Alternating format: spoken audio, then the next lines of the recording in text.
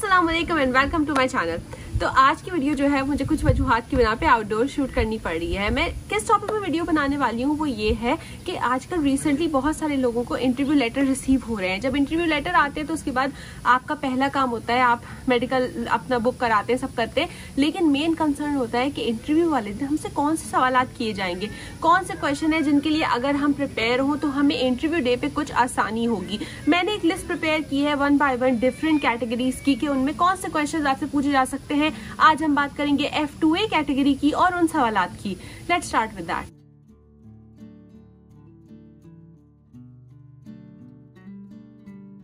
अगर आपका इंटरव्यू कुछ ही दिन में करीब आने वाले हैं और आप इंटरव्यू के बारे में नर्वस हो रहे हैं, आपको फिक्र हो रही है उन सवालात की कि क्या हमसे एक्सपेक्ट किया जाएगा, कौन कौन से डॉक्यूमेंट्स लेके जाने हैं, क्या क्या हमें उस दिन के बारे में पहले से प्रेप करके रखनी है, तो इसके लिए मैंने अपनी रिसेंटली सर्विसेज शुरू की हैं जिनमें आपकी मैं 1-on-1 कोचिंग कर सकती हूँ CR1 IR1 वीज़ा को लेके उसकी इंटरव्यू प्रेप के लिए।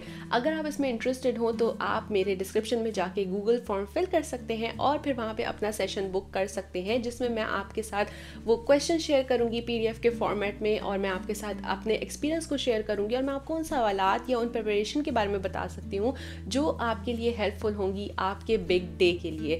तो अगर आप इसमें इंटरेस्टेड हो तो प्लीज गूगल फॉर्म को जरूर चेक कीजिएगा जो कि मेरे डिस्क्रिप्शन में मौजूद है। Now let's get back to the video. सबसे पहले बात करते हैं ग्रीन कार्ड कैटेगरी में जब आप अपने स्पाउस को स्पॉन्सर करते हैं, जो कि F2A की कैटेगरी होती है। ये कैटेगरी लेटर कभी कन्वर्ट भी हो जाती है CR1 IR1 के अंदर। जो सवालात लोगों ने शेयर किए अपनी एक्सपीरियंसेस की बुनियाद पे कि हमसे पूछे गए इस कैटेगरी में, वो मैंने एक जगह जमा कर लिए हैं। मैं फिर कहूंगी कि ये कुछ सवाल आते हैं, इसके अलावा भी बहुत सारे हो सकते हैं आपके पर्टिकुलर केस से रिलेटेड। तो एक 1 by 1 इनसे गो थ्रू करते हैं।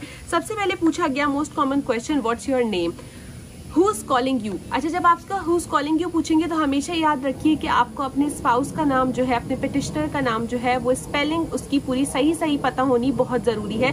मैंने कई सारे लोगों से सुना है जिन्होंने कहा कि हमें स्पाउस की स्पेलिंग जो है वो बताने के लिए कहा गया इंटरव्यू में। उसके बाद पूछा गया कि where does your spouse live, तो आपको उनकी स्टेट का नाम, उनकी जगह का नाम, हर चीज मालूम होनी चाहिए।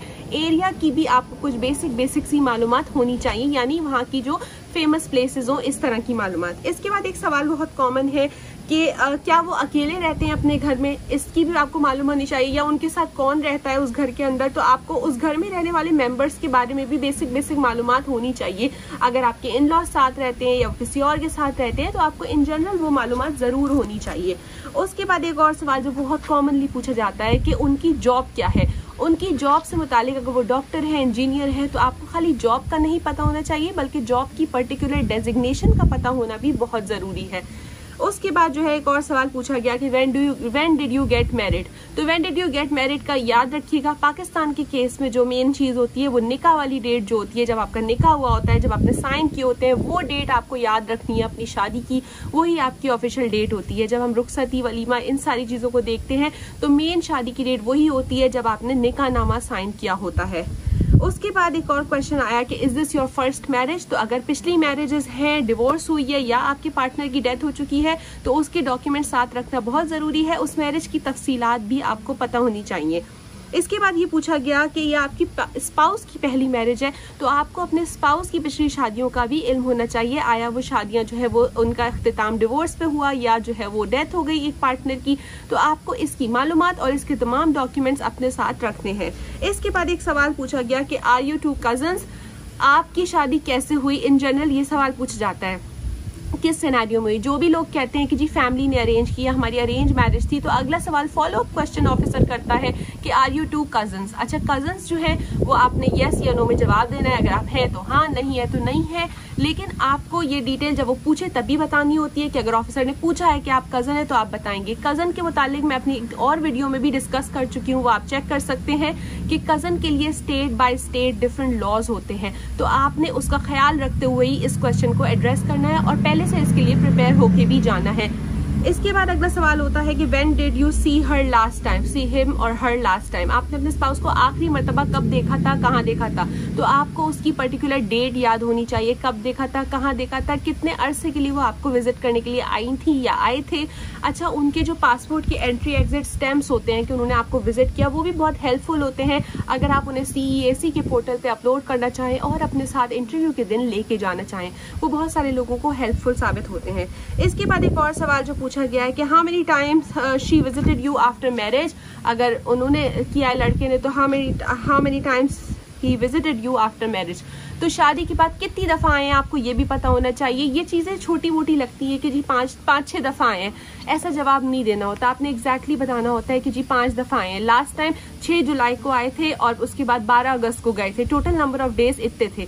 ये चीज़ें कुछ याद कर लेंगे तो आपके इंटरव्यू वाले दिन वो काम स्मूथली हो जाएगा।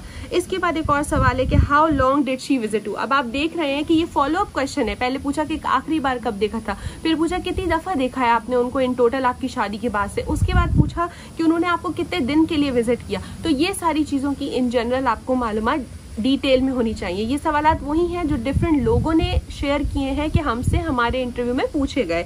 इसके बाद एक सवाल है कि do you have any children, आपके या आपके स्पाउस के कोई बच्चे हैं। आपसे ये भी पूछा जाता है कि उनके तो कोई बच्चे नहीं है पिछली मैरिज से, तो आपको उनकी मालूमात होनी चाहिए, उन बच्चों के जो डॉक्यूमेंट्स रिक्वायर्ड हैं वो भी आपके पास होने चाहिए कि कंसर्न लोग जो होते हैं उनके डॉक्यूमेंट्स भी बहुत इंपॉर्टेंट होते हैं। उसके बाद एक सवाल है कि have you guys travelled outside Pakistan, आपकी जो ट्रैवल हिस्ट्री है उसके मुतालिक वो पूछ रहे हैं कि आपने पहले ट्रैवल किया है पाकिस्तान से बाहर या आपके स्पाउस ने किया है, तो उसको भी आपने एड्रेस करना होगा।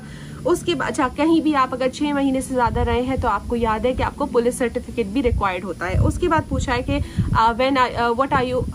Where are you working these days, तो अगर आप वर्क करते हैं तो इस सिलसिले में आपसे ये सवाल हो सकता है कि आप आजकल कहाँ काम करते हैं पाकिस्तान के अंदर, तो उसकी भी आपको अपनी जॉब डेजिग्नेशन, अपनी कंपनी का नाम, ये सब कुछ मालूम होना चाहिए और रेलिवेंट डॉक्यूमेंट्स जो बहुत ही ज़रूरी होते हैं।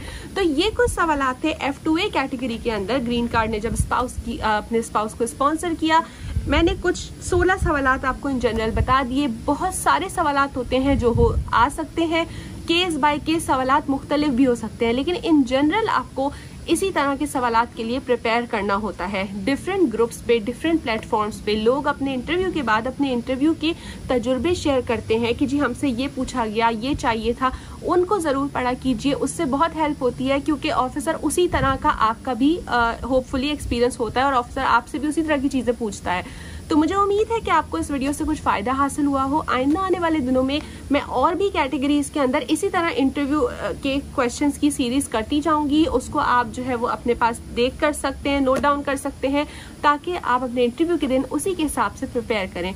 अपना बहुत ख्याल रखिएगा। अल्लाह हाफिज़।